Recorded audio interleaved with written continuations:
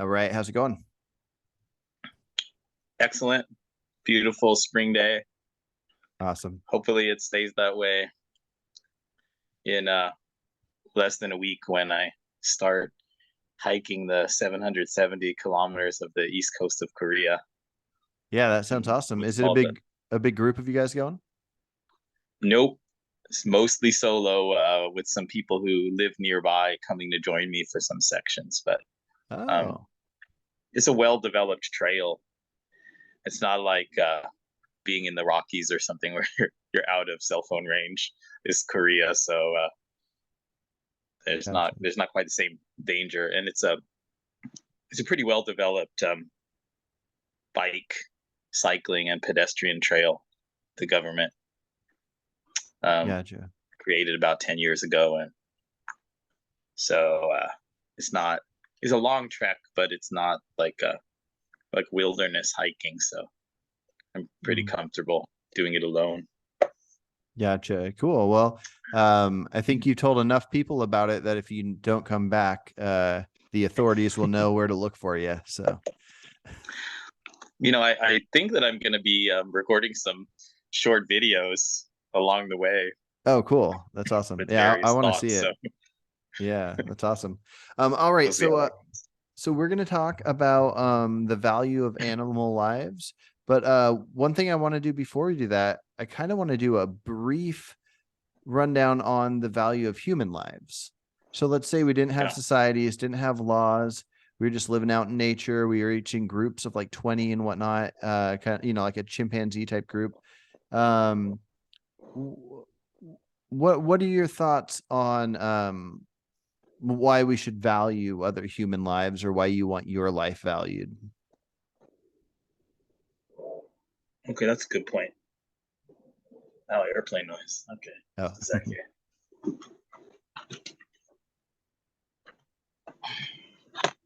Um, yeah, so I guess there's two strands there. There's I think I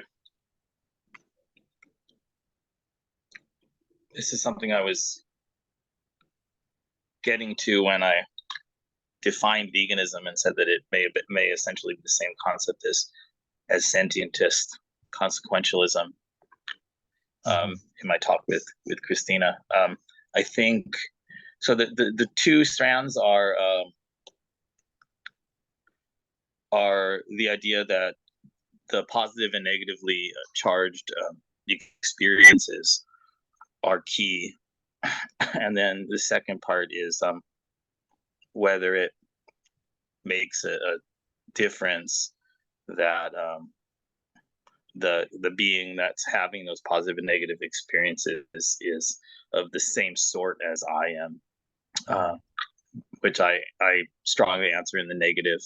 Uh, I I think if we do a thought experiment where we imagine like you did with one of your other guests, imagining some kind of remote islanders, but somehow they're not technically human. He was saying that supposing that they had enough difference in certain DNA markers to barely qualify as a different species, that would change something categorically in terms of uh, the way in which we ought to care about their moral behavior and their experiences and the kind of things that they might be kind of harmful things that they might be doing to one another. And when I do that thought experiment, um, it just seems uh,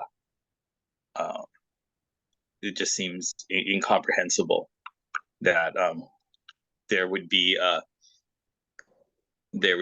categorical boundary between different kinds of beings, such that on one side they would count as being in the same group as me and subject to very different kind of considerations, and on the other side they're not the same species, and so completely different considerations would need to apply.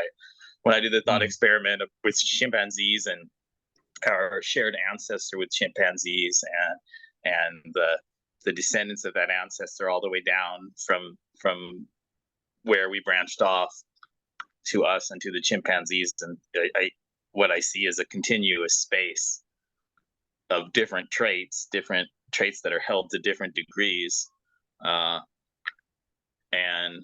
obviously subject whatever the moral principles are that are going to uh, that are going to be involved in my evaluation of the quality of life of those beings, and then carry over into how I think I ought to treat them, or how institutions ought to be structured to treat them. Uh, all I see is a continuous space of traits related to sentience, and so that's a pretty long-winded way of saying that I don't think there's a difference between humans and non-human animals that's categorical. I Mm. only think that there are some very significant and obvious traits that tend to differ between humans and non-human animals. And it's those Gotcha. traits, and it's the different kinds of things that we're capable of thinking and feeling and anticipating, and so on, that gives us some different moral standing, and gives our lives some different kinds of meaning that non-human animals don't have. And like many vegans, I find the so-called name the trait argument very, very compelling. Uh, Hmm. Humans that happen to be human but don't have significantly different traits from a certain kind of non-human animal, um, do warrant the same kind of considerations as non-human animals do, with the exception of, it's not even an exception, but obviously, if there's a severely uh, severely mentally impaired human who's a member of a family, then there might be indirect consequences in the suffering of the family that are different from a non-human animal. But in terms of the human directly, I don't think that humanness can really be justified as having some distinct moral category in and of itself. It's only the traits that we have related to our degree of sentience.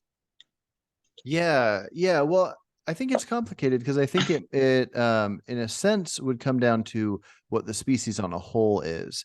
So with my issue with the name the trait, which I like name the trait, but because people always talk about something like with a having a certain mental capacity, and then say, okay, well, if this person's like handicapped to a level where they can't take care of themselves, so we just kill them.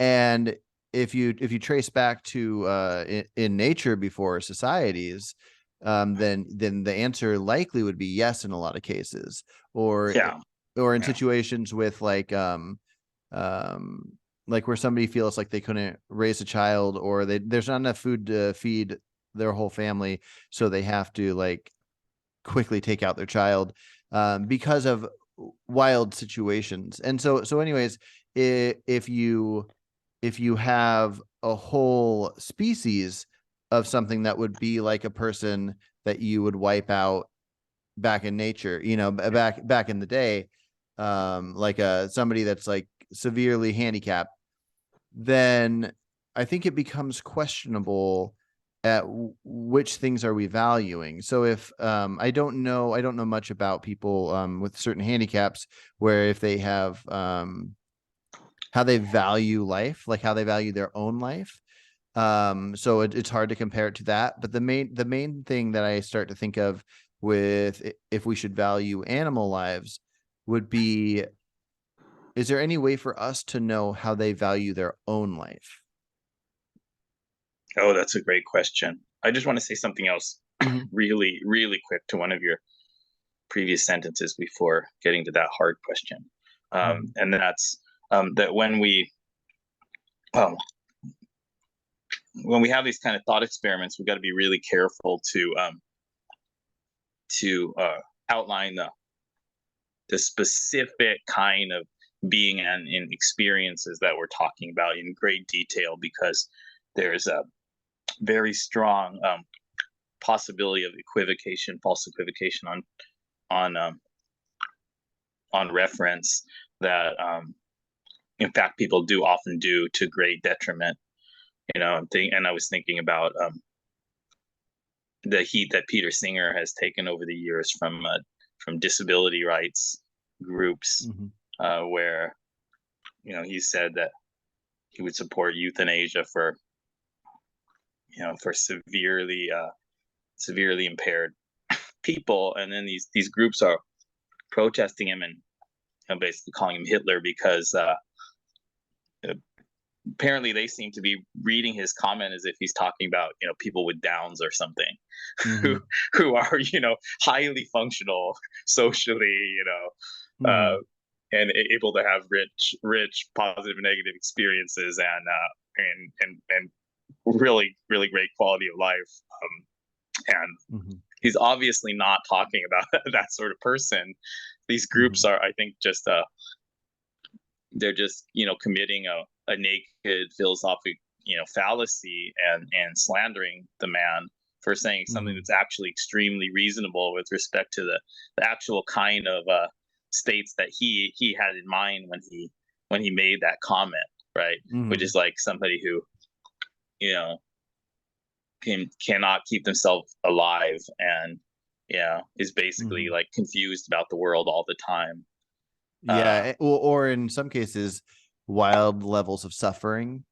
And mm, yeah, which I only mentioned the mentally handicapped element because of the name the trade idea. It just popped into my head the other day that that question doesn't really look at an overview of a species. And so yeah, but now that you so bring up animals. the singer thing, that reminds me of this question I brought to somebody, that because I'm under the impression that chickens in nature would lay about 1 to 2 eggs per month or something like that, and that they've been Mm, bred to lay see a where you're crazy going. amount. And it takes a lot out of their body, so they're in a lot of pain. So I was asking somebody if there was a chicken at like a sanctuary, but it was a chicken that was bred to lay an egg a day, and it goes through a lot of pain and suffering laying this egg a day. Would it be better for the chicken to actually euthanize it? Yeah. Which is kind of like the I Peter Singer thing. As far as the individual chickens on the sanctuary, I think they might have some kind of interventions that they're doing that are effective on a Mhm. small scale, because they're costly. Um, I think that there's kind of a birth control hormonal intervention for chickens, for pet chickens, but pet hens, but Hmm. it's very expensive. It's kind of the only kind of thing that a well-off pet owner would feasibly do. Uh, Mhm. I have said, when people have asked me, what would happen to these animals long term, and farming ends, um, that it is presumably going to vary on a species by species basis. Some species at this point of farmed animals are monstrosities. Island of Dr. Moreau kind of freaks of nature that Mhm. will cause themselves great pain because of the sick way that they've been bred by Mhm. humans. And it does, I think, make sense for those species to go extinct, um, Mhm. for the sake of the suffering individuals. But other species, presumably there's a way to to keep them around, having a high quality of life, um, based Mhm. upon what they are capable of experiencing, and what they're Mhm. capable of valuing in a life. Um, and there's so much I can say based upon my intuition, just watching videos and maybe having been to a couple sanctuaries, and just kind of reading what people are describing. But I'm not an expert on you know the the care of these animals, or being around them every day. So I don't I feel like there's some kind of expertise I don't have about which kind of animals would probably naturally have very good lives if we just kind of gave them baseline care, better pet owners do, um, and which are freaks of nature that we've created to be subject to all kinds of, of injury and resulting pain that should just be allowed to go extinct. I think I I'm definitely not a negative utilitarian. So I think that positive aspects of of a life, well-being in life, is enormously important. Not only eliminating and reducing suffering. So, and I think that Mhm. applies to all the sentient beings, at least above a certain point of complexity, and certainly includes many non-human animals. Mhm. All right. Well, So let's go to that idea. Oh, sorry to cut you off, but I am curious. So let's go to the idea of if animals value their own lives, and this might be a thing that we might not be able to ever answer, but it kind of helps us figure out something like, that question people say, if there was a human and a dog in a burning building, which one would you save? yeah, I don't think people put a lot of thought into that, but let's imagine you are living out in nature. There's no society. You don't have to worry about laws. You don't have to worry about saving a human for your own social benefit of, yeah, socializing with sure. somebody. Strip So that away. That makes sense. you're going back to your tribe of people. You have a group and everything's great. But let's say the body weight is the same. You have a dog that weighs the same amount as this like 6 month old. Both are going to be fine. Um, both you could either take care of or give away. What is it aside from being the same species as that human that would make, if you would choose the human, what would make you choose it? Yeah, this goes back to the real origins of utilitarianism, doesn't it? Famous phrases: pushpin versus poetry. Bentham said something like the level of pleasure being kept equal. Pushpin is as good as poetry. Mm-hmm. If you don't know, pushpin was a kind of stupid little game that some people played at the time, where you just try to like push a push a pin on the table and try to like make it land over the other person's pin. You can Mm-hmm. picture equivalent, like really dumb games that we Yeah, it'd be like do when tic we're tac bored toe in is as good as math poetry. class or whatever. um so he's talking about that, and he's saying he thought that you couldn't compare those two. You couldn't rank those two kinds of experiences in anything other than just the amount of pleasure that the person doing them was having. Mm-hmm. And then John Stuart Mill disagreed, and it's been disagreement ever since about whether you can say that experience of really understanding an excellent poem is of a higher sort than things like Pushpin. I tend to come down that way. That's why I end up calling myself a highly pluralistic, or sometimes called eudaimonistic consequentialist. Mm-hmm. Uh, I do think poetry is better than Pushpin, even though I've never played Pushpin. Um, Mm-hmm. so uh, I think there are complexities to the potential for human experience that are more beautiful in their their complex structure as macro experiences, as sort of large segments of a life that explain why it makes sense to care more about a single human than a single non-human in many of these cases. Mm-hmm. Uh, it's you don't know which of these um, really really beautifully complex positive experiences the human child is going to grow up and have, but you make a intuitive estimate that there are going to be a lot of things like that which the dog is not going to have access to. Yeah, And so or I at would say, least but we'll. again, I would say it's not because we are humans. If Mhm. we Star Trek style, we meet the alien species that seem to be doing all the same kind of like wonderful, complex stuff that we're doing. Mhm. It doesn't matter that they have a different genetic lineage or different outward appearances or whatever. Mhm. It's it's the experience that's determinative. Yeah. Yeah, yeah. No, well, so for me, part of it just comes down to knowing that something wants to live, and not just in an instinctual way. Like most animals will probably try to A get away from linguistic way. pain. Yeah. Well, Because I wanted to talk about language a little bit. I think yeah. um, having studied it, um, Uh, having majored in linguistics and teaching foreign language, studying languages, and kind of thinking about language all the time and philosophy of language, I think it's made me. Sometimes when you know about a lot about something, it gets somewhat demystified compared to other people, and mhm, I feel like language is a little bit demystified for me, um, in terms of how important it is for evaluating sentience.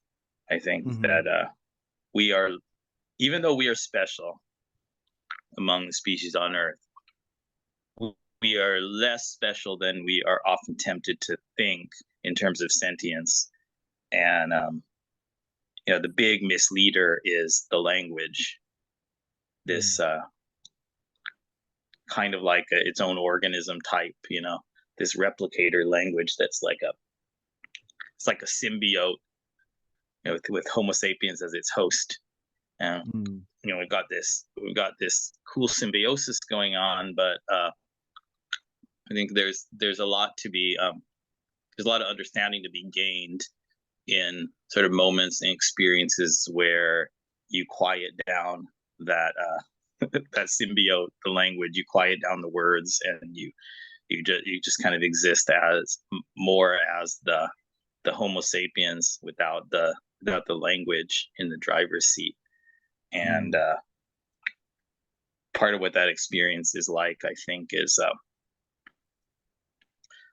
feeling closer, much closer to the condition of non-human animals. Uh, mm. I so um, I this is an analogy I like. I don't know how much it holds up. I think it's kind of funny though. If there was like a, a discussion about sentience, degrees of sentience, and the only mode of communication in that discussion was interpretive dance, then all the really good dancers would seem like much more highly sentient Mm, beings than the rest of us. It's kind of mm. kind of like that with language. The fact that we're talking about it using language is, I think, an unfair bias. It's Yeah. it's like a Well, huge thumb on the scale in terms of what we're going to value as constituting higher levels of sentience, and mhm. so we got to always keep that in mind. We're talking with words, but we gotta separate out the bias, to the bias tendency to think that discussing yourself linguistically is the kind of thing that would make us much more sentient than other Mhm. animals. Yeah. Well, I think the most important thing about us having language is that we can communicate to each other our want for a future. Like we can like somebody can go behind somebody and shoot them in the head and they'd be dead. They wouldn't know they were dead and they wouldn't exist anymore. But the reason Hmm. we can call that wrong is because like I know right now I want to continue. I want tomorrow. I love Yeah. living and I'm scared of death. And so the language makes it so we can let each other know that. The problem is for other animals is without language we can't know that. Not that we need to know that, but I would much rather something die that doesn't have any care of a future than something that does, if that makes sense. Yeah, I mean, again, I think this is kind of language, with this thumb on the scale, since we're using language to talk about it. Uh, Mhm. you know, you say sentences like you just said, and I say similar sentences, and then It's not like the sentence that you want, to see your children grow up and this and this. Hmm. Uh, it's not like that's like uh, linguistically active or very just like frontal cortex activated all the time throughout your life. Um, but there are these sort of low level disposition, and by low level I don't mean unimportant. I just sort of mean like earlier brain kind of areas uh, Hmm. that are kind of running in the background all the time. That would involve, for example, caring, feeling of caring about your offspring, and just as the most obvious example. And non-human animals have that too. Hmm. So I'm gonna say like the like whale that's taking care of its calf, is uh, caring about the future. It's a very cognitively complex, highly sentient organism, and it's got this caring about the future, disposition in the form of an instinct to nurture its offspring Hmm. and various kind of emotional states connected to that. And we have something extremely similar, but then we can overlay words on it, and I don't um, necessarily don't think that the words change the nature of the rest of those phenomena as much as is often believed. Hmm.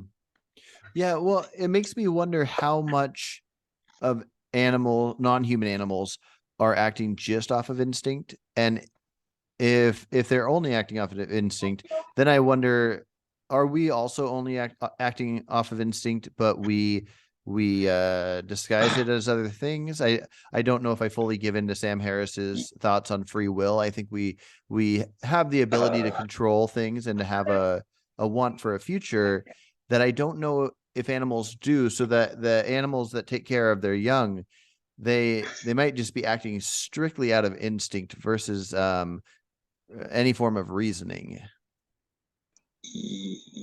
Hmm. I Yeah, I do.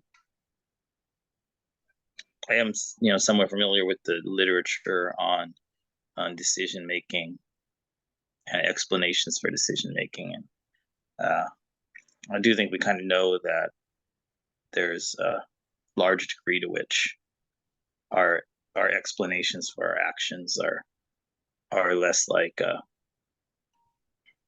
a board of directors who decides what we want, and um, more like a spokesperson who you know takes Hmm. our emotional and instinctive reactions and then spins a rationalization Hmm. that Yeah. is acceptable for others to hear after the fact. Um, Hmm. yeah, I think it's a little bit too easy to toot our own horn in terms of ability to actually make a plan that's not very emotional or instinctive, and then follow through on what we've rationally decided. Um, and another thing about language is it's uh it's got some huge downsides that I think speak in favor of the non all the non-linguistic creatures out there, and why language hasn't evolved more than once, human language type communication system.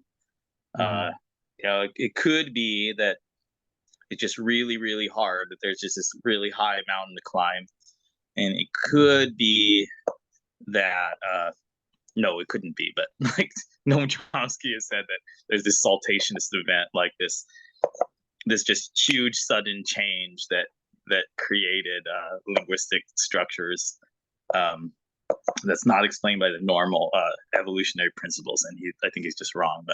But then Hmm. there's this other I think probably right explanation, which is that language only evolved once because language has huge downsides in terms of natural Hmm. selection, and at many points along the way. Um, I think about this Robert Frost poem called "Out Out." Hmm. Um, so this poem tells the story of these guys who are working with a buzz saw. They call it, like a big, like, motor driven bandsaw, I guess, cutting wood. And there's this kid. It starts off describing him, like looking off into the mountains, thinking of something that's far away or that's removed from the situation. While the buzzsaw is rattling, there's this like image of like the saw is right there, and then the boy's like mind is far away. And then his mom or a woman calls out dinner time, says dinner, and the boy gets his hand cut off and then dies. And Frost's line is like the saw, when the boy loses his hand, he says like, the saw jumped or seemed to jump as if saws knew what dinner meant. And then he says like a couple lines later, no, like, of course, like the boy must have given his hand, right? Like, it was the boy's reaction, not the saw's reaction, even if it seemed that way. Because of course saws don't know what dinner means. But what's going on there is this boy lost his life because of his capacity to remove himself mentally from the crucial aspects of the immediate situation, thinking whatever he was thinking about the mountains. And then also the capacity for these phonetic speech sounds in the word dinner to hijack his mind to such a degree that it would cause his vital body part to be put in such immediate danger. Yeah, no, that's really fascinating. Humans are susceptible to this kind of thing because of language in a way that non-human animals generally aren't to the same degree. Yeah, it definitely wouldn't be to the same degree. I'm just trying to imagine another animal. Well, I guess without the chainsaw, there's no way for something. But if you took something that wasn't a man-made device and you just had the element of something dangerous and then the language distracting, I bet there's something to a different degree with other animals where if a monkey's doing something silly like balancing on a certain branch or close to an edge of a cliff, but then a loud noise from a fellow monkey would distract him, or maybe they'd be more in tune to smell, and then a certain smell would like throw them off, and then they'd fall. So yeah, I guess it could be. Yeah, they could be susceptible to other things that are working very strong in them. But I think natural selection is gonna hold most of those things into a reasonable kind of constraints, and not let not a single thing like that really hijack the mind away from its core mission. And humans, somehow we got over all these obstacles associated with this symbiotic thing, language that really likes to replicate itself, and caused whatever kind of coevolution of our brains and the linguistic complexity of the linguistic structures somehow triggered this runaway coevolution to where now we can do all sorts of amazing things, in large part because we have the language, and we also have the very powerful brains that the language helped bring about through coevolution. But again, like in terms of what distinguishes quality of life in morally relevant ways, I think I'm just saying the same thing. We should resist the temptation to assign too much moral weight to things that are related to linguistic capacities, just because we're using language to talk about the problem in the first place. Yeah, no, I think there are definite benefits to language. I think that there's more positive than negative. So because I think it's great that we can use it to figure out how best to set things up to help each other, to to like, I don't know what chimpanzees would do in a situation where like humans would talk and figure out, okay, we're going to set up this prison and set up these laws where if somebody Yeah. if somebody like just for no reason breaks somebody's arm or kills somebody, we're going to put them in here. Where if a monkey that's part of a chimpanzee group like kills another monkey in their group, do they all gang together and kill that monkey? Yeah. Language can definitely help out, but yeah, I don't think it means that we're better or more important than anything else. I think we just have to observe what we can. So I was telling somebody that if I was around like a few hundred years ago, or I don't know when scientists discovered that insects can feel pain, but I would have defended animals, but I probably wouldn't have defended insect animals. But Right. once science can discover this thing, then I can know, okay, this thing can feel pain. Like let's say an ant can feel pain. I would say Yeah. from this point on, I would never want to cause it pain. Um, and so we can learn what we learn. And so knowing that animals can suffer, I know I do not want to make them suffer unless I Right. have to. But I don't Right. know that I necessarily care if they see the next day, but I only say that in not Mm, knowing if they care. I see. So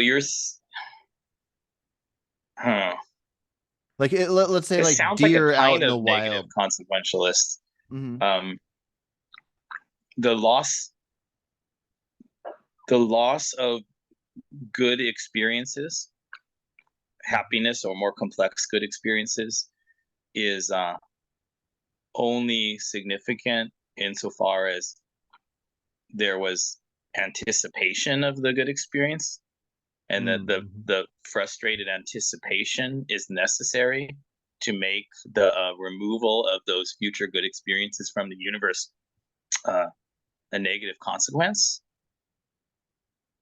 Yeah, I mean, I disagree with that. Yeah, okay. fundamentally, I don't think that I don't think that what's negative about the universe being altered in such a way that positive experiences are removed. Uh, Okay, well, you know, can you help me? Because lies maybe in the I anticipation. maybe I haven't thought this through well enough, and once I do, then I'll change my mind. But I've heard Alex O'Connor talk about this before, the benefits of positive experiences. I've never been convinced of that. I don't have any interest in positive experiences, other than Hmm. if something can experience, I do want it to experience positive things. But As but opposed to negative things. as opposed to negative things, but that's it. So you think that this is what negative consequentialists tend to say, right? Um, you think that you can compare a positive experience with a negative experience, but you can't compare a positive experience with nothing, with non-experience. Mhm. Yeah. Is that right? Is Yeah, that a well, fair let me description? give a quick example. So let's just say you had a cow that could live 3 years or 6 years. And at the end of 3 years and at the end of 6 years, in both cases, it would die with no pain, just dead. Um, Yeah, and let's say this cow lived a great life, so it never experienced pain. It could have yeah, 3 years of pleasure or yeah, 6 years of pleasure and die. yeah. If It's better to have 6 years of pleasure. if somehow we magically knew that it did not have any care of its own future, then I don't see how it would matter. I don't see why 6 years of pleasure is better than three. Wow. Um, yeah, I'm not even sure where the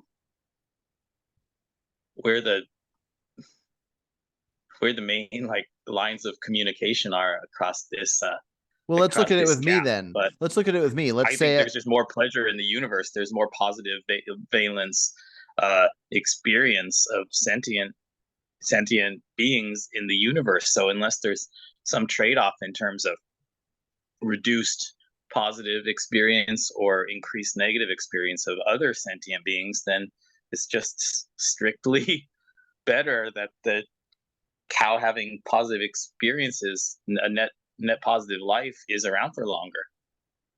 That's just my okay, extremely strong intuition to the point that I call it dead obvious. Yeah, So, and I don't know, it might just be something slightly off with me, but let's try to figure it out. So, let's take a person then. So let's say that uh-huh. let's say somebody, a couple could have a baby or not have a baby.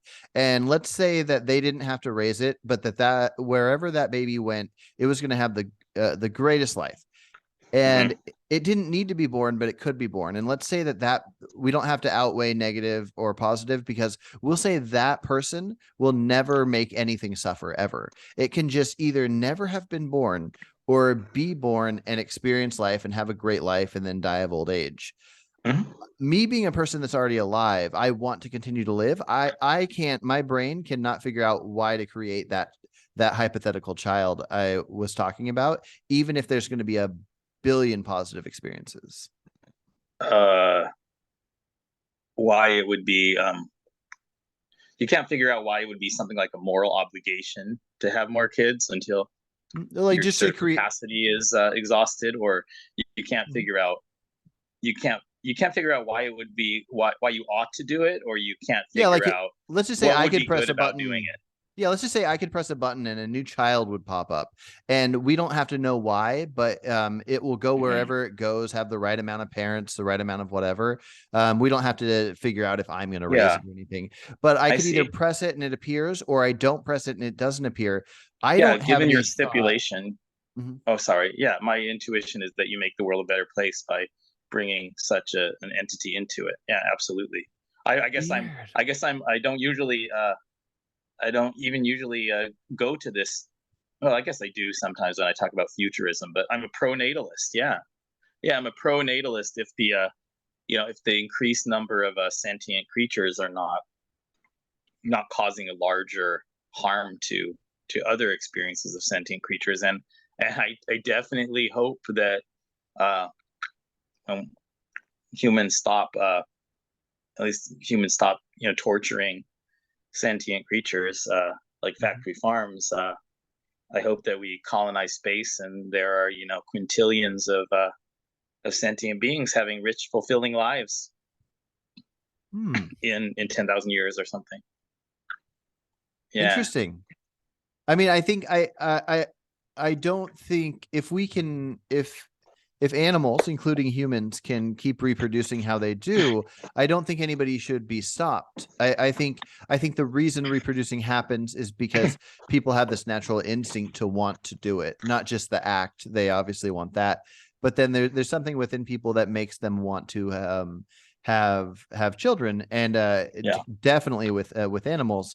And so if we could make a place to hold all of us once we are overpopulated, then that's great too. Or if we just imagine like the earth just becomes somehow magically is so huge it can hold 50 billion times what we already have, then yeah, that's great. And I yeah. don't think we should hurt anything. And the animals appear when they appear, but I can't picture the idea of wanting more to appear just for fun. Like, and I know it's not just for fun, but Just for fun. or just to appear to experience pleasure when they wouldn't have cared about the pleasure if they never existed. I mean, so Carson, imagine, because I think there's a status quo bias going on, Okay. which there usually is in our thinking on lots of things, on maybe everything. Hmm. But I think there's a huge status quo bias going on here. So, imagine our world right now, and then, without anybody anticipating it and having worry about it or whatever, some some like large hadron collider experiment or whatever causes just everything to blink out of existence. Hmm. The earth, just all the matter there just disappears instantly. um, you have the intuition that that would be worse than the current situation. It would be worse for a couple reasons. It would be worse because I know I want to continue myself. And I think I also care enough about other knowing that the rest of my species and maybe other species want to continue. So therefore, I wouldn't want us all wiped out just to have no more suffering and no more pleasure. Um, I I would want us to keep doing what we want to do. I'm willing to suffer for my wants of survival, and so that's why I don't want to be wiped out. Yeah, that's interesting. The anticipation, you know, I mean, so I would say that, make the, well, currently, sadly, currently, unless we could be sure that this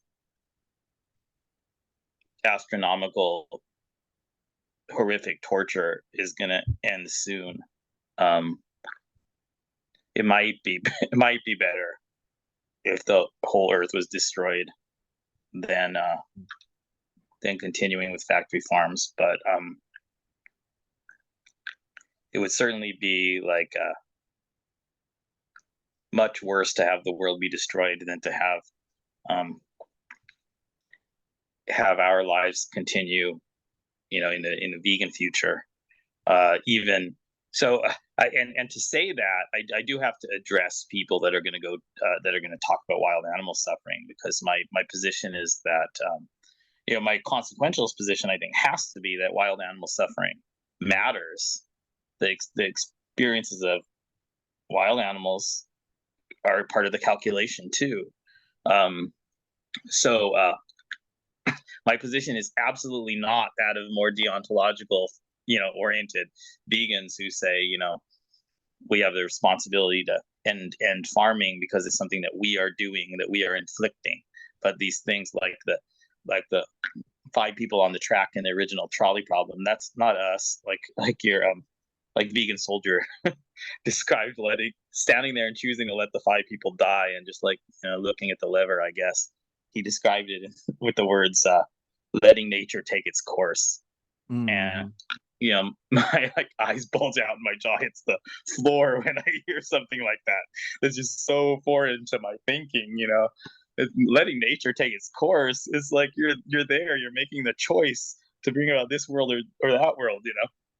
Hmm. Uh, I would say, yeah, I'm letting nature take its course too. My nature of seeing that I'm next to a lever, and my nature in evaluating a world where 5 people die versus 1 person die, and then my nature takes its course by me pulling the damn lever. Fair um, enough, but our but I want nature to, can. sorry, Oh, wild go for it. animal suffering. I got off on a big tangent. Um, Wild animal suffering matters. Uh, so my position about that, if we get rid of all, farming of animals and have the vegan world, and there's still lots of wild animal suffering, my position is not that that doesn't have to matter morally, because it's not something that we're getting our hands dirty with. That's deontological thinking.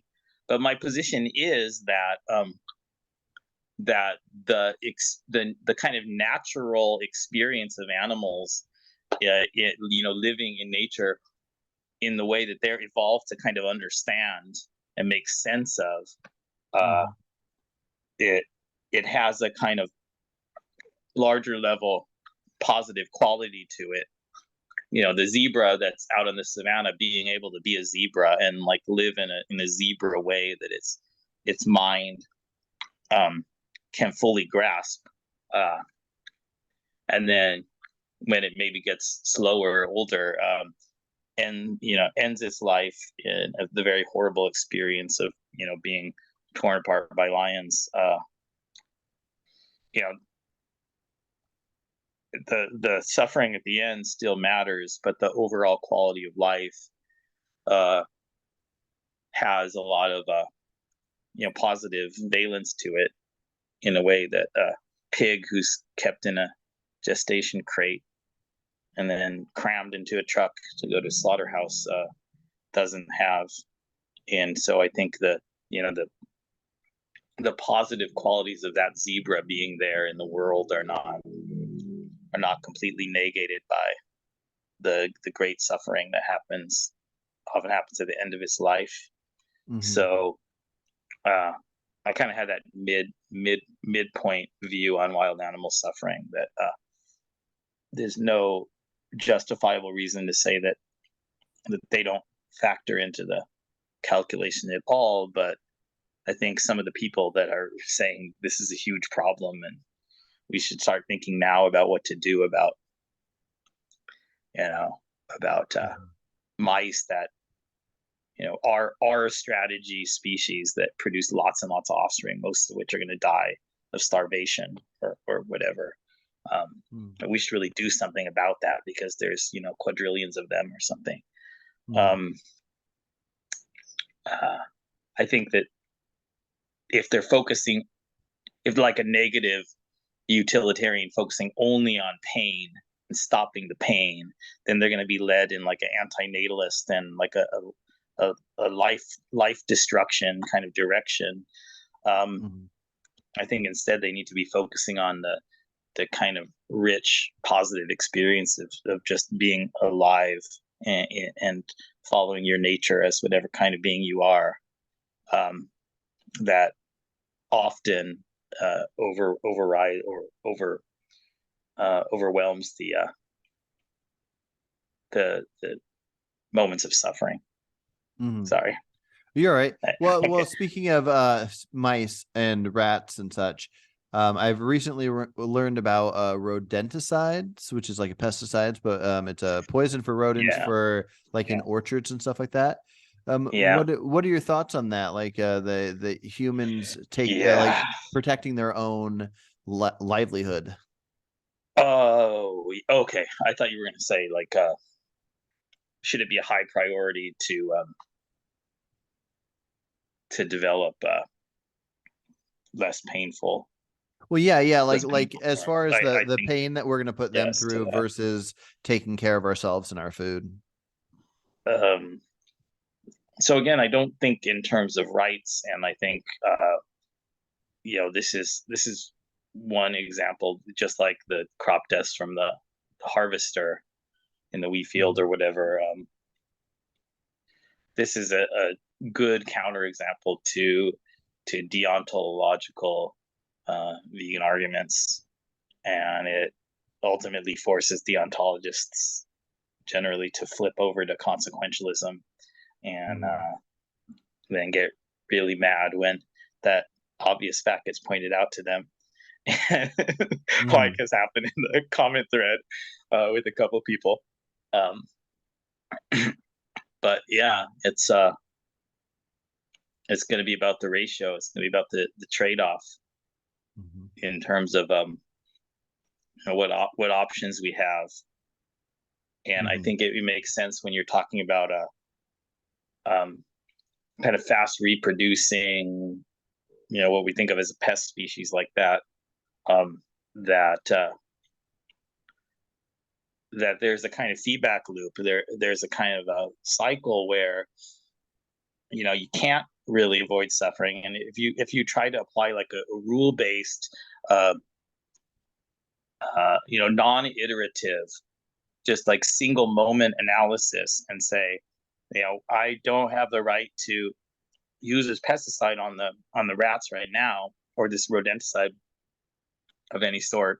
What's going to happen is not like those same rats are going to like just eat a little bit and live out a nice happy life. What's going to happen is, they're going to start eating a lot of the the food that we're trying to grow, and then they're going to reproduce, and then they're going to reproduce so fast. Not only are they going to eat more and more of our food, but they're going to overpopulate, and then lots of them are going to die of starvation. Mhm. Uh, and or eventually the humans are going to get pushed to a breaking point where the number of rats that they kill is much more than they originally would have had to kill. Mhm. So I think when you think like that in real terms about what's going to happen if you don't cause this suffering now, and it's going to be that you're going to get forced to a point where more suffering has to get caused. Mhm. You know, Yeah. Well, let me give you a wildly specific hypothetical that is unlikely and probably not provable. But what if we could see that like to produce let's say a month's worth of food for a person, let's say for you, in the type of food that you would have rodenticides for. So I believe orchards is one of the main things. I'm not sure. There might be all kinds of things. But So let's say a month's worth of food, and we could see how much suffering happens to mice, because I think they bleed internally from the rodenticide, and they kind of Yeah, suffer and a die lot in a of the terrible common way. ones are really terrible. Yeah. Yeah. Yeah, and so we know how much suffering is caused by that, and then we take something like, let's imagine hypothetically that animal meat was healthy. I know it's not, but let's just say like a Okay. cow, the amount of a, well, let's take something smaller than a cow, because let's just say the amount of chicken that if it was on some grass-fed free range area, it has a great life, but the only Yeah. amount of Yeah. suffering comes down I to the get your ending. qualifications. Yeah. Okay. And so it's the exact same amount to eat of both. And then we discover that the Yeah. suffering is wildly more with the rats. Would Yeah. it be better for animals to eat the Sure. chicken? Uh, yes. Um, the problem, I mean, aside from health and kinds of issues, the problem with the problem with exclusively relying on hunting, say, versus plants that cause lots of animal deaths, uh, where the hunting of deer, say, wouldn't you don't have to grow crops to feed the deer. You don't have the crop deaths stacked up on top of the deer's death. The Mhm. the the only problem with the argument that hunting of deer would be better than eating plant crops that we know involve animal deaths and suffering is that it's completely unsustainable for the human population, Mhm. right? Um, so what's going to happen in that sort of circumstances is like very small minority of people is going to be you're practically able to eat like these hunted deer, and then all the other humans are going to demand what that select few has, and then you're going to get factory farms again, because that's how factory farms came into existence originally, right? Mhm. Is that meat was this thing that people would like have on holidays, or they have a little bit on Sunday, and then only the Mhm. elites were having it in every meal. And then over time, growing sort of middle class wanted what those elites had, and all the way down to the point where the lower classes were demanding it too. And the only way to supply that is these huge warehouse factory farms that are hell on earth today. That's created by the practicality of the human population eating meat, Mhm. and hunting can't provide that. So our best option is consuming plants, and in addition to all of the ways in which it's superior in terms of health and digestion, longevity, which but thought experiment is removing. Uh, yeah, that is the problem. That is the logical response to the hunter, and the rejection of the idea that hunting would be superior, morally superior to crop consumption of crops that impact animals. In the future, uh, we've got possibilities of vertical farming Mhm. uh, that might greatly limit crop deaths. We got the lab cultured meat that's happening right now. Mhm. I'm not going to eat it. I got a great plant digesting gut, but Mhm. could save a lot of animals from hell in factory farms. That'll be a wonderful thing. Oh yeah. But the other side of that is that this kind of science can presumably lead to can be applied to cell cultured plant tissue. Why do we need the avocado tree, and then why do we need all the rodenticide and stuff out in orchards if we can culture the avocado meat, the avocado tissue that we care about in a lab more Mhm. cheaply, and save transportation costs, and then not have these problems of uh of pest animals. Uh, So in terms of several generations into the future, I think a lot of the solution to our moral problems is going to be getting closer and closer to the Star Trek replicator, right? Mhm. Um, yeah. Does that make sense? Yeah. Oh, definitely. Definitely. Yeah. And well, and I'm shocked that we haven't perfected any kind of like sound machine that would make rats and mice not go around a certain radius of space, and various different techniques, like things that a certain smell would make rodents not come near. And I think that's a thing we always have to be working towards, Right, right. causing Those less are great suffering. technologies. So. Yeah. We absolutely should be encouraging people to develop those technologies. So much of the progress that we're going to have is going to be based upon a few people motivated to produce great technologies that Mhm. impact well-being of sentient creatures, rather than a whole bunch of people making their individual moral decisions. That's still very important, but you know a lot of the impact that someone like Peter Singer has had with animal liberation, it wasn't just his hoi polloi reading his book and going vegan, although that happened, but a large percentage of his real impact on the animals was a few very smart people reading his arguments, taking them seriously, and then founding some of the most successful and impactful plant-based uh, plant-based food companies, and effective altruists. Uh, Convincing others within Silicon Valley to donate huge amounts of money, and create these startups that have changed the world. Mhm. So convincing a few of the right people is really important.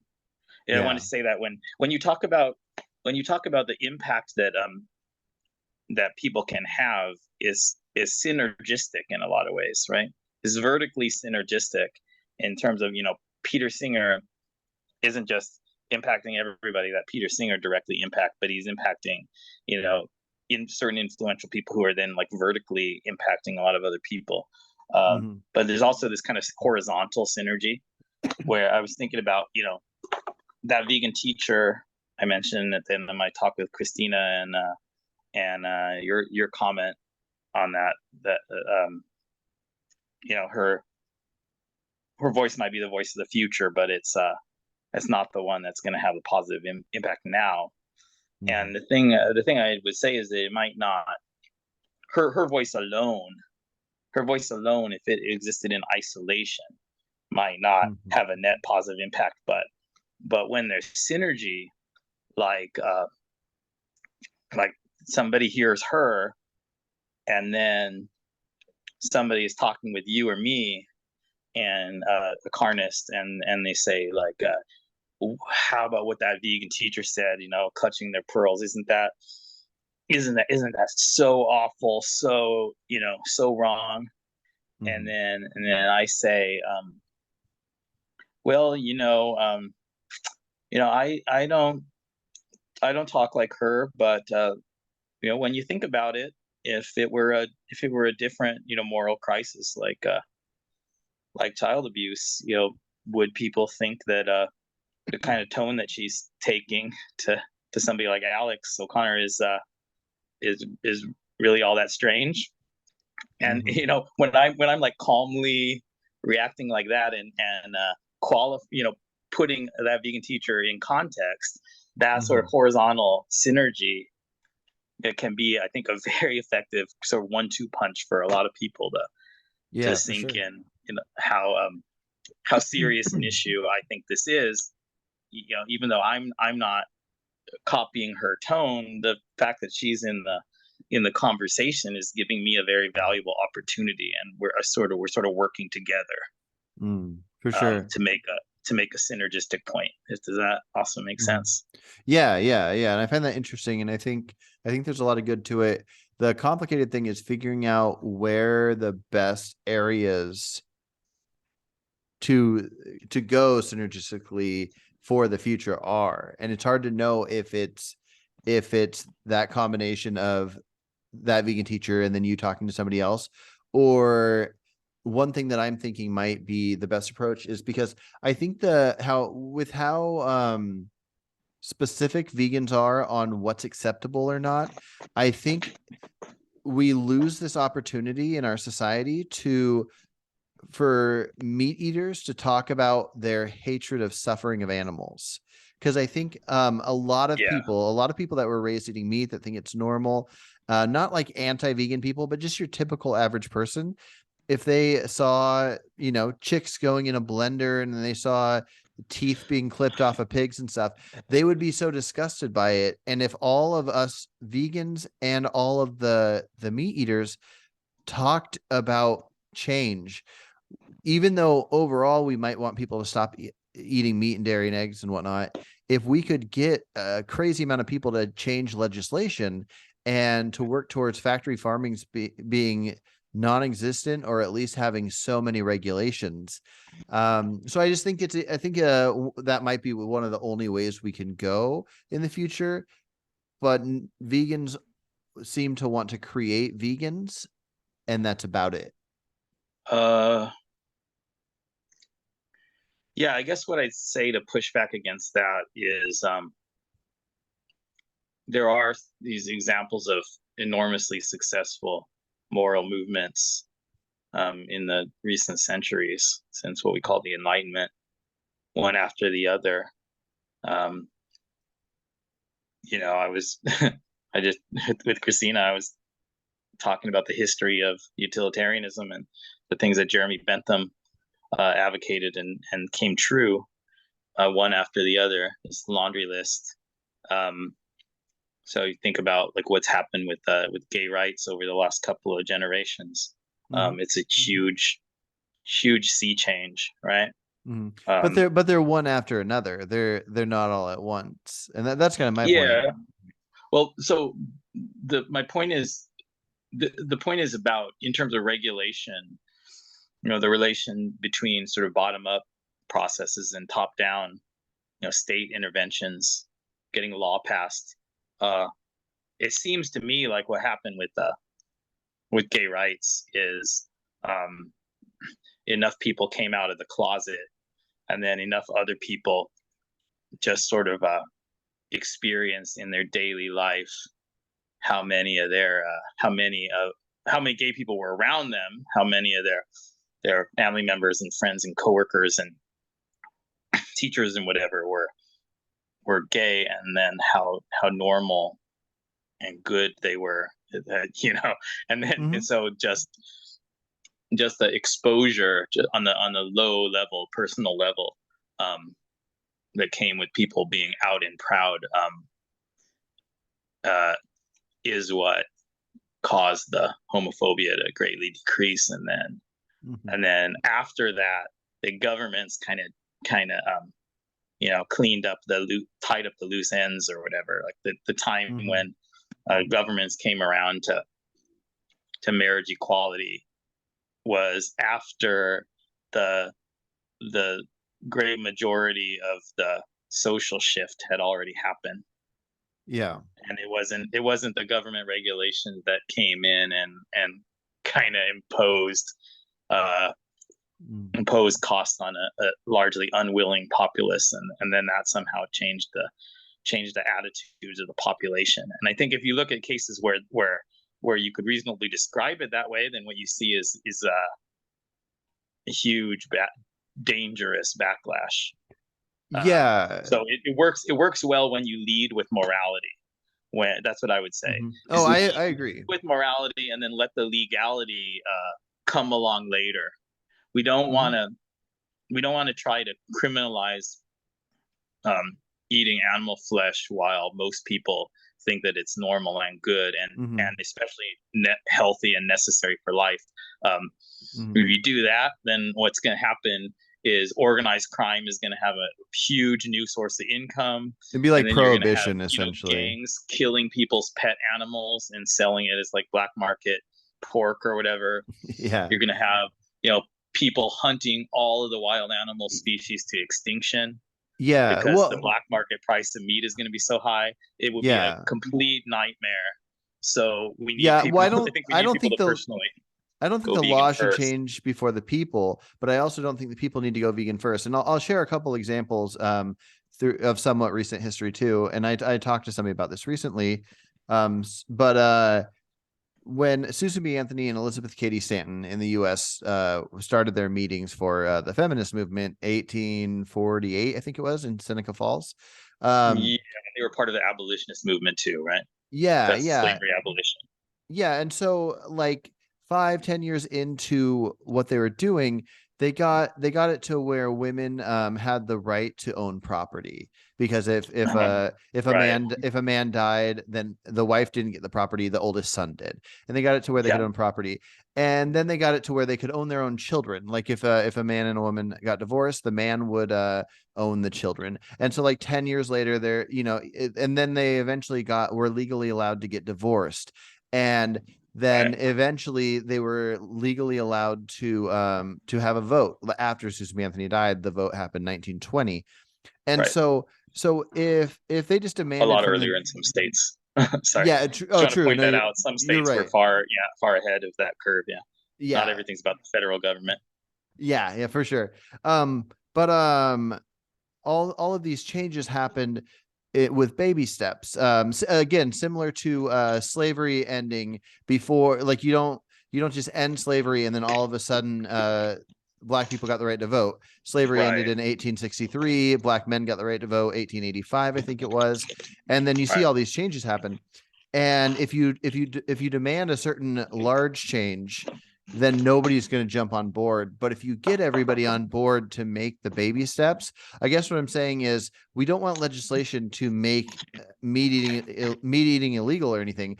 We want to get everybody on board for going against the suffering that's happening with factory farming before we could get everybody on board to Right. stop eating meat. So there's this word demand, right? Mm-hmm.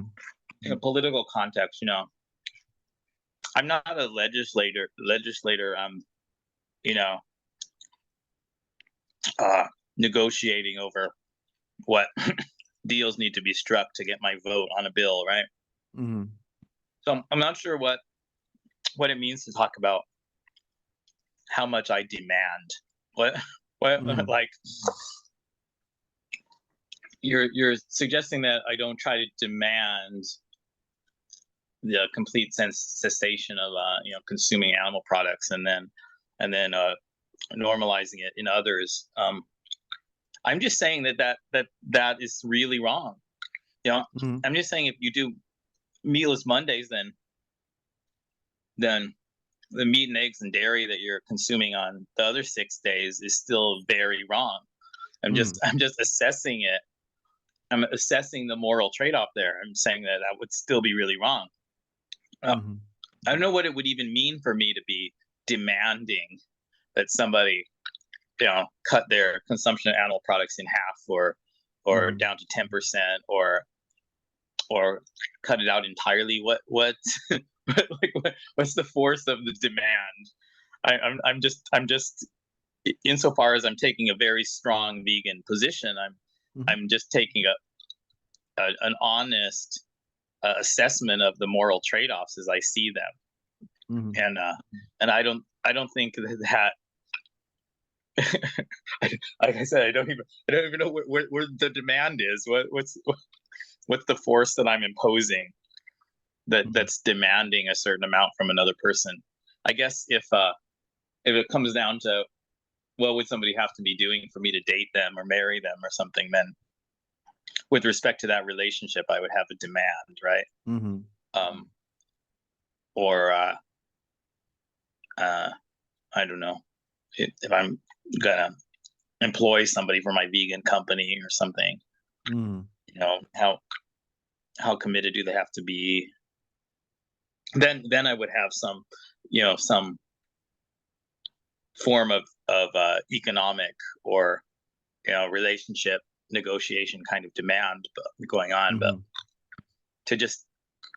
to just tell the facts as they are, it's Mm-hmm. just like I said about with Christina about like being in shape, being in better or worse shape, uh, like giving a description of what it means to be like in better or worse shape is not demanding that somebody get in better or worse shape. Is just telling them this is what it Yeah. means to be, this is what it means to be in better or worse shape, Hmm. and Yeah. Well, if you think that having the largest BMI possible is being in the best shape, then you're just wrong. yeah. And Right. if you think that it's like not morally much better to uh, never consume dairy than to consume it like 5 days a week, then you're Hmm. just wrong. So Yeah. it's just an assessment of what the trade-off is. Yeah. I just think that our the vegan focus seems to be pretty specific, and it seems to be telling the truth, speaking the truth, and then if it works, it works. And I just feel like okay, so when I watch like Earthling Ed videos, it's very fascinating to watch him debate in person. He's one of the kindest people I've ever seen. But he'll Yeah, do like a 20-minute talk with somebody, and the first 10 minutes is great. It's very good, but then you realize the person he's talking to is yeah. is not ready to change yet. I've But heard you say that before. Yeah, yeah, even when it's a nice person and whatever. And uh, so at a and he point, becomes a broken record. yeah, and I feel like if the He just person like rephrases the same point yeah, and his wheels are spinning. Right. yeah, and I feel like if the person is Mhm. saying something like, well, I don't want pigs to have their teeth cut out and their tails cut off, so maybe I will start getting stuff from a local farm. Now, sure, we can assume most people won't actually do this if they claim they get ethical meat or whatever. But Yeah. I guess the idea that in my mind would be if us vegans, when we talk to people, obviously we share the truths. We hope people will be convinced to be vegan, and then if they're not, we we stay nice and calm and human with them and say like, well, even something like if you got the more expensive meat that was the grass fed or whatever, to the point of their purchases are making there be less demand for the purchases for factory farming. If people decide to cut out all fast food meat and do only meat where Right. they, so I think a shift will be what will help. But I think a lot of people are convinced that if you talk like that at all, that Yeah. it'll take away from the overall message, and it'll make people think that you're calling it okay. Yeah. I mean, I think there's better and worse, and there's much better and much worse, but Mhm. there's not a sharp dividing line between okay and not okay. Um, but I guess I thought maybe coming into this that I differed from you more than I think now, but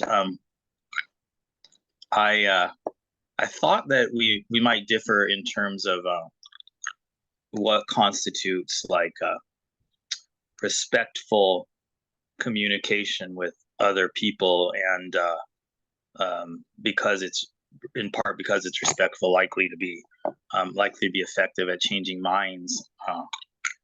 I think some of the ways in which you seem to have talked with people who are heavily in the carnist mindset, uh, you probably seem to you seem to think of as sort of respectful, accepting of other people's current place, um, that comes across as sort of coddling and infantilizing to Mm. me. So when somebody, your buddy, I think your buddy's said taking the position in his personal life that it would be very hard for him to give up dairy, Mhm. and I just think that the way a grown ass adult should kind of talk to another grown ass adult is like, I don't think that it's hard. It's just not hard. When you got to do something, like you might really love your hometown, but if you got to move to a different town for your family, you just do it. Yeah, I know what you That's mean, what it but means to be a grown ass man, right? I know what you mean, but I have a perfectly good counter to that. And I am a very passionate person. I started going vegan when I was like maybe about 18, 19, and I came up with it on my own. I probably thought I invented it. I didn't realize people were vegan. I didn't get talked into it by anybody else. But I went vegan for like a year and a half. And then I missed certain things and I fell off the wagon and I started eating some Yeah. things. And then I went back and forth. And so now I've been vegan for a solid like 8 years. But one of the hardest things throughout the years, even with the mindset of caring about ethics. Now we're talking about people that eat animals that haven't fully been able to think of the ethics because they can't not think of themselves as like, am I doing a wrong thing? So even a Yeah. person knowing it's wrong and acting upon it, cheese is so addictive and plenty Yeah. of dairy type But things.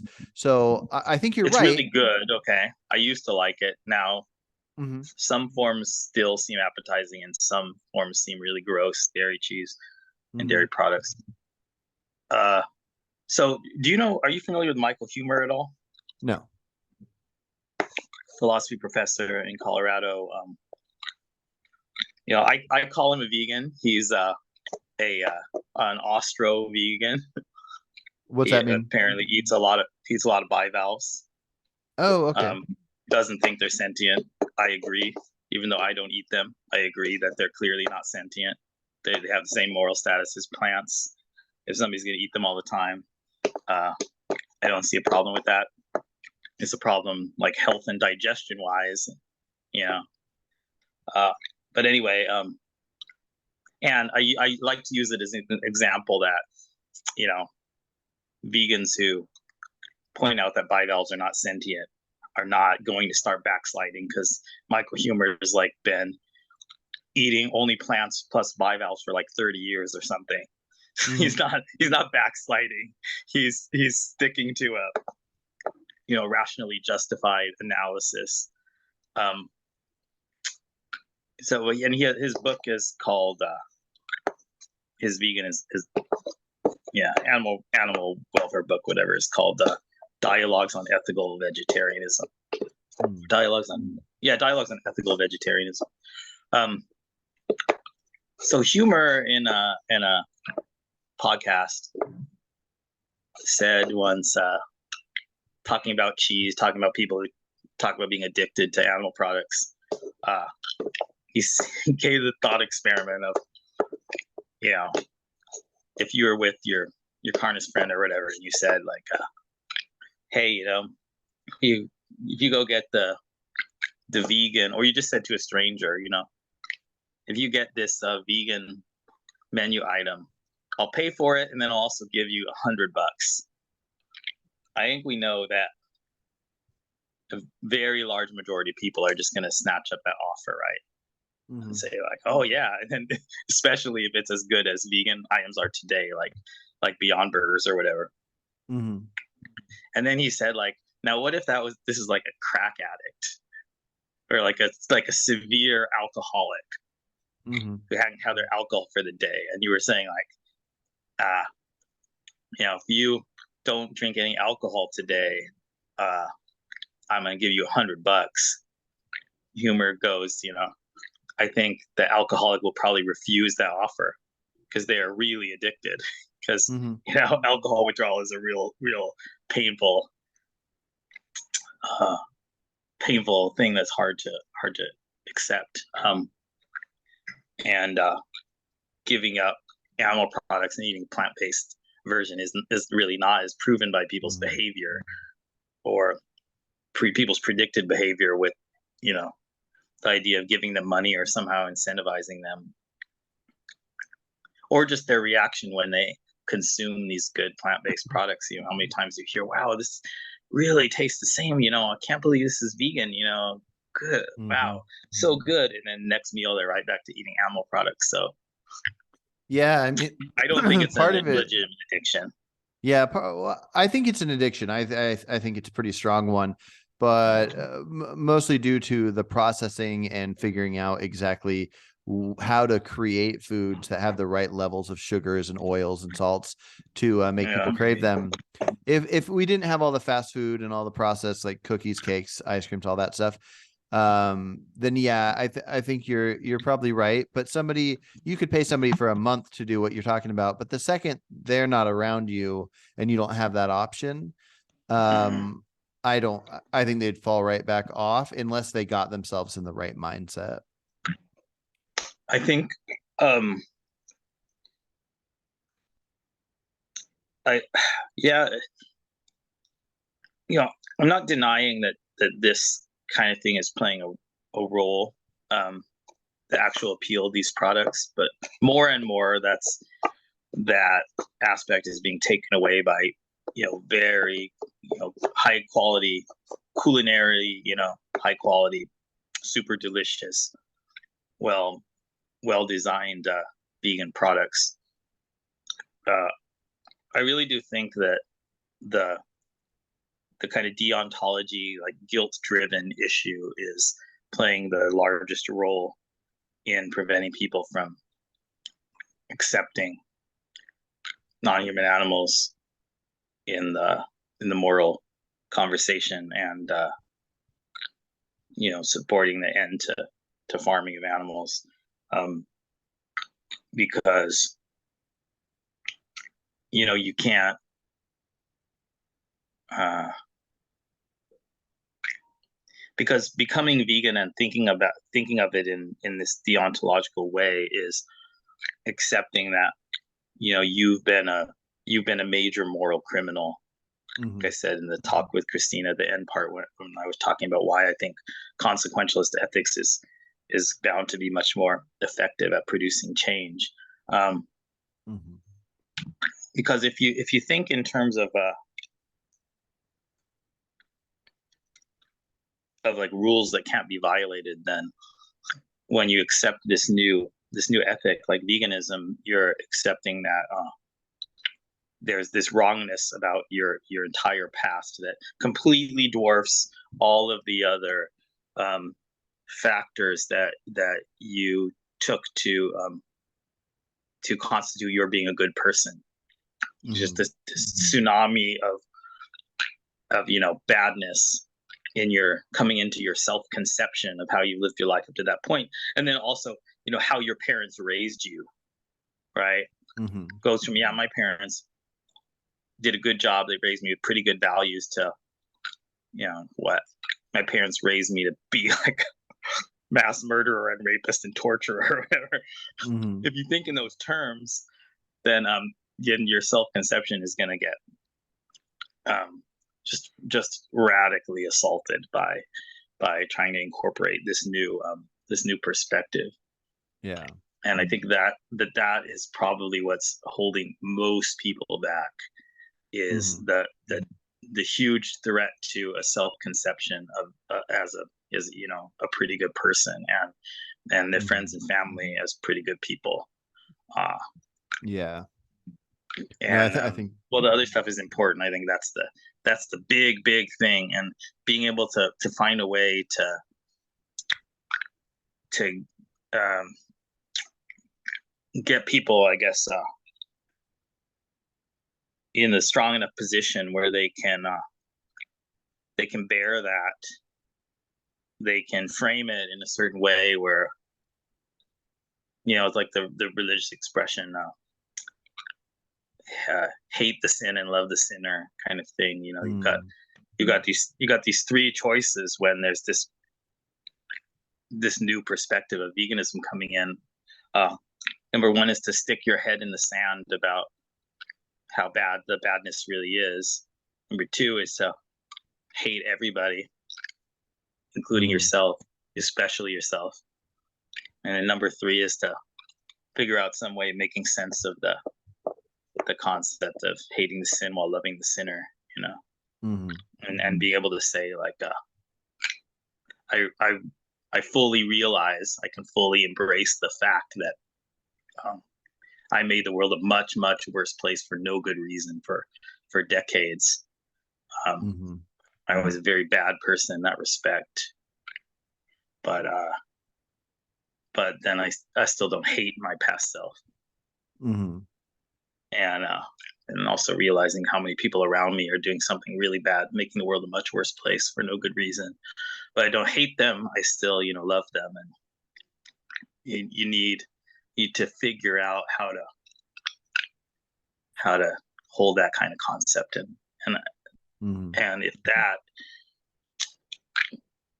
we can figure out how to allow people to go to that mental space, then I think that will be Mhm. getting rid of the biggest obstacle.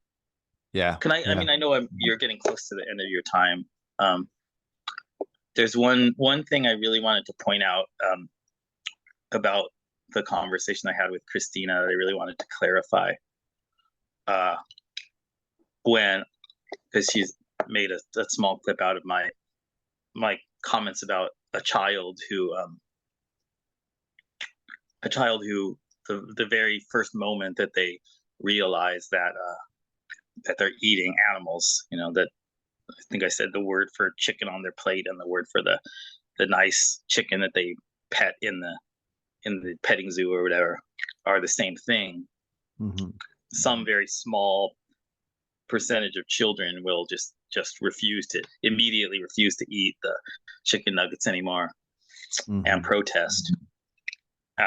And Christina's analysis of that was to go to children naturally care about animals, and then our societal conditioning wears that down and Mhm. produces carnism.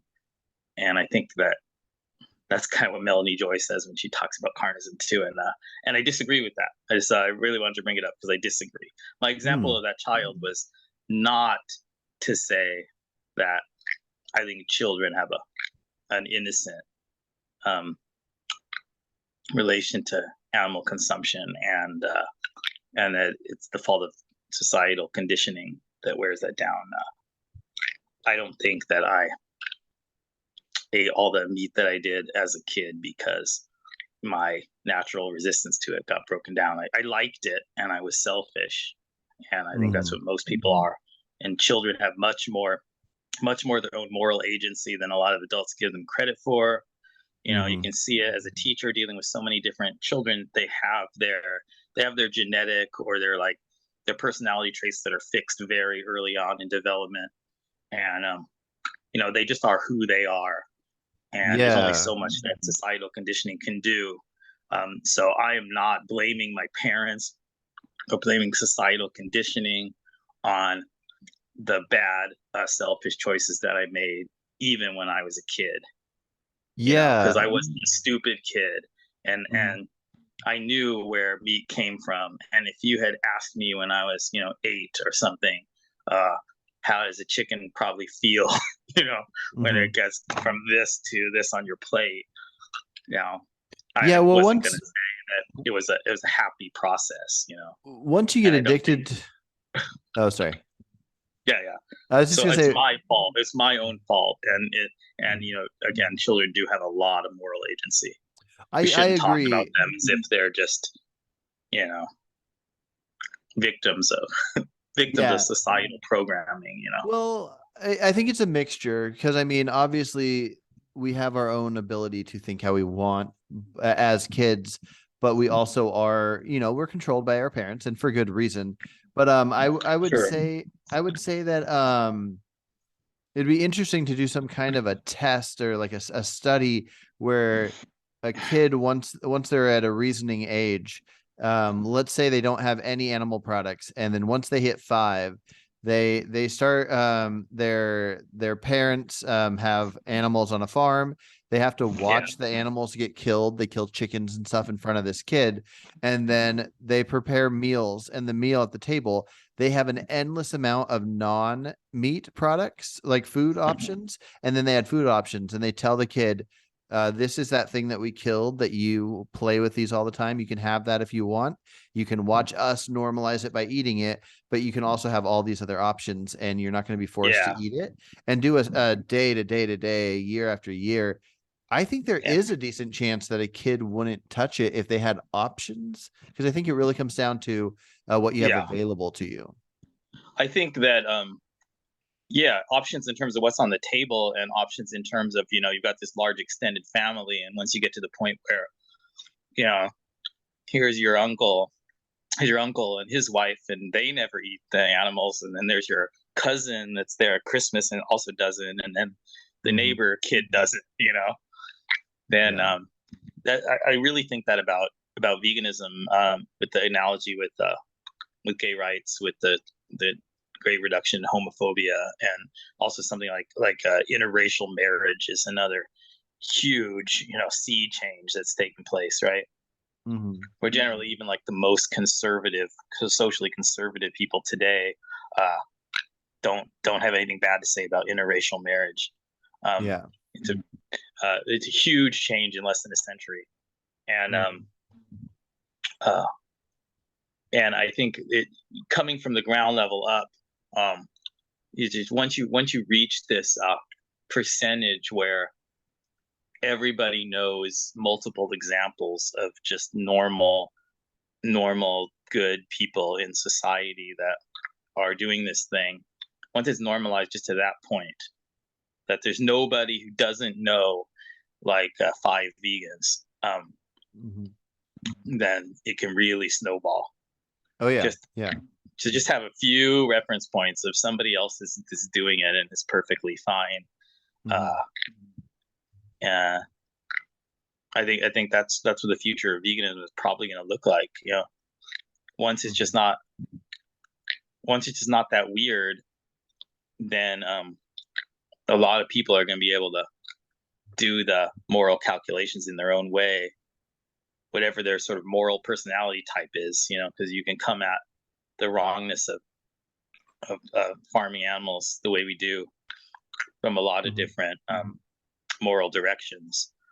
I think this like tiny growth isn't inevitable, because it's like the difference between 1% and 5% is harder probably than the difference between 5% and 20%, because going from 1 to 5% means getting a lot of people who don't know any single vegan in their daily life doing it alone. Yeah. to go vegan alone. But going from 5% to 20% is like just looking at your neighborhood and choosing to be like a certain subset of the people in your neighborhood who are doing it. Yeah, it's going to be interesting seeing how the future goes. But anyways, I do got to hop off here, but that was a great talk, and I could probably do it for 5 more hours if I had the time. So hopefully we'll set up another talk in the near future. Yeah, I look forward to that. Great talk. Thank you for having me on, Carson. Yep, definitely. Take care. And have a good evening. Good night. Yep, you too.